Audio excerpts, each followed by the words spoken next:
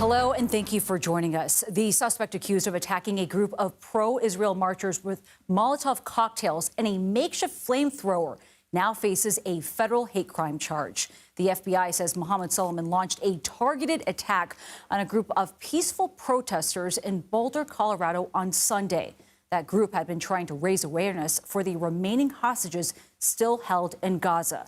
Prosecutors allege in court documents the suspect yelled "Free Palestine" as he threw two lit Molotov cocktails into the crowd. Solomon also faces 16 counts of attempted murder in the state of Colorado. Authorities say 12 people were injured in this attack, and some of those hurt were in their late 80s. Earlier, the Boulder County District Attorney said he plans to hold the suspect fully accountable. And yesterday afternoon, on a beautiful day here in Colorado, a number of people participated in a peaceful walk and gathering on Pearl Street here in Boulder.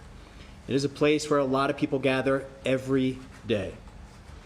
And the ones who joined in this peaceful gathering are now the victims of a senseless, unjustified, and horrific mass attack.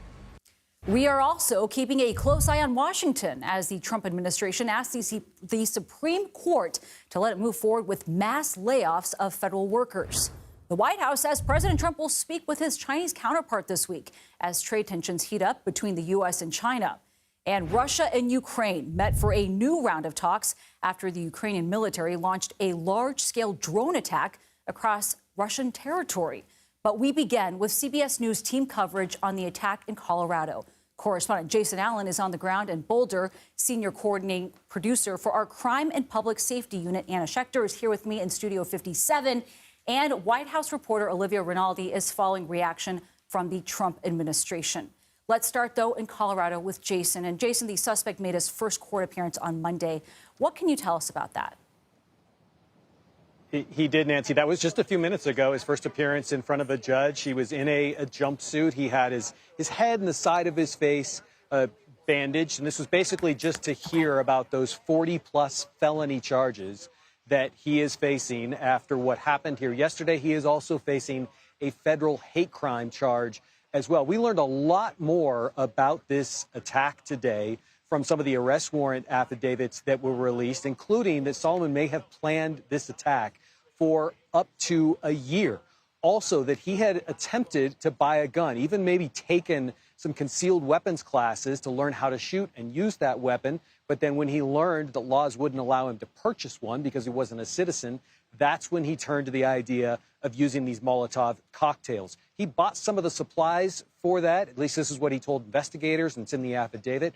On his way here from where he lived in Colorado Springs, stopping to buy glass jars, stopping at a gas station to fill them up with fuel, and then even dressed to appear as a gardener when he was out here, knowing that this group gathered on Sundays to show support for the Israeli hostages in Gaza, dressed as a gardener so he wouldn't attract attention before he said he carried out the attack. And then through two of those Molotov cocktails, investigators said they recovered another 16 that were not thrown. They upped the number of people injured, Nancy, today, originally from 8 up to 12. Most of those people have been released from the hospital. There are still a couple who were there. I talked to a friend today who is a friend with 4 of the people who were injured. She said they were out. They're going back to physicians today. They're going to be okay physically, mentally, emotionally, she told me. This is much, much different after an attack like this. Nancy? I can imagine. Jason Allen for us in Boulder. Jason, thank you. Let's bring in Anna Schecter now. She's the senior coordinating producer for CBS News' Crime and Public Safety Unit. Anna, at this point, what are prosecutors saying about the motive and the planning that went into an attack like this? Well, there is a startling amount of detail in the affidavit that we have from prosecutors. They describe a year-long planning, searching on the internet. He looked to find what he called Zionist groups. And he found this one in Boulder and learned from their own Facebook posts that they would meet weekly at 1 p.m. He knew the time. He was there just 5 or 10 minutes before with all of the materials that he had purchased and prepared for this attack. So what they lay out is a very cold-blooded, calculated series of plans that he carried out to a T until the end. They describe him only throwing 2, and he told investigators that he actually got a little bit scared. He'd never hurt anybody, but then he kept saying in the interview with investigators that the Zionists have to die. And we saw in a video he was shouting, we need to end Zionists over and over. So the motive is pretty clear based on all of that, and prosecutors are now continuing to pour through his online activity. They very quickly gathered up this from his Google searches, so they could, from that search, figure out, okay, so where did he go online to find how do you make a Molotov cocktail, which he did search online.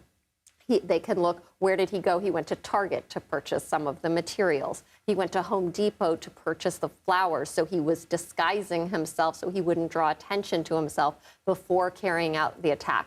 That's a lot of planning for one individual that investigators say they believe he acted alone, but that is a lot of planning. Also, an extraordinary amount of long digital footprint that he left behind in all of this. And Anna, there's been a lot of talk about this immigrant or his immigration status. What do we know about that? Well, it's still unclear if he was actually here illegally, because he came in 2022, and within a month he had filed a request for asylum. And so that case was pending and ongoing. In the interim, he received a work permit that expired in March of 2025. We don't know if he had another one to extend more, but it's still up in the air, because when you have an asylum case pending, you have a little bit more leeway because you're waiting for that next hearing. So still a lot of questions there. And on that point, before we let you go, what happens next in this case? Well, he had his initial hearing. Now he's facing a federal charge. We will expect the next hearing to hear a plea. We want to hear if he pleads guilty or not guilty. We also expect, because they increased the number of victims, we expect to see more charges. But I mean, these charges would carry life in prison, and so would the federal charge. So it's interesting. No one has been talking about the death penalty here, because none of the victims actually perished from the attack. Anna Schecter, thank you very much.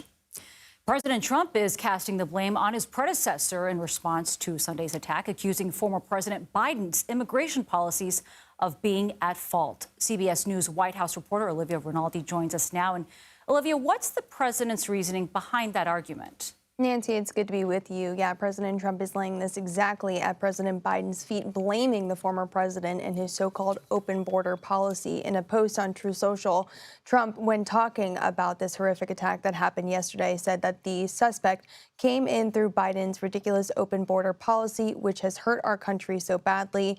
He went on to say that this man must go out under the Trump policy, and saying that they will prosecute acts of terrorism to the fullest extent of the law. So the White House really laying this at the hands of the Biden administration. And as Anna Schecter noted, this man did come in to the U.S. on a tourism visa, which was granted to him. That's a B-2 tourism visa. He was here for a while. He claimed asylum while he was here, which takes a process.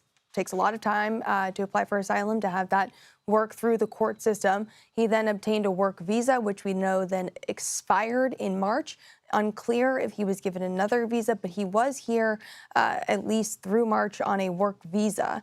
So the Trump administration, rather, really working hard to lay this terror attack that was committed at the hands of the Biden administration through the immigration laws of that administration. And Olivia, on another note, the Trump administration is also taking next steps after a federal judge blocked his plan to carry out large-scale layoffs across the federal workforce. So what is the latest there? Well, we do know that the Trump administration is now asking the Supreme Court to allow them to keep moving forward with their plans for these large-scale layoffs. Of course, this was after an executive order back in February where the White House and Trump had signed this executive order to initiate these large-scale reductions in force, is what they were calling them. And this, after this directive, we know that the Office of Management and Budget asked agencies to submit these plans for this reduction in force. Later, we know that they were then sued because of this, and there was an injunction on those layoffs. Now, the Trump administration and the DOJ is sending this up to the Supreme Court and asking them to weigh in on this. I believe they have a June 9th deadline to decide whether or not they're going to take up this case at all. Olivia Rinaldi, thank you very much.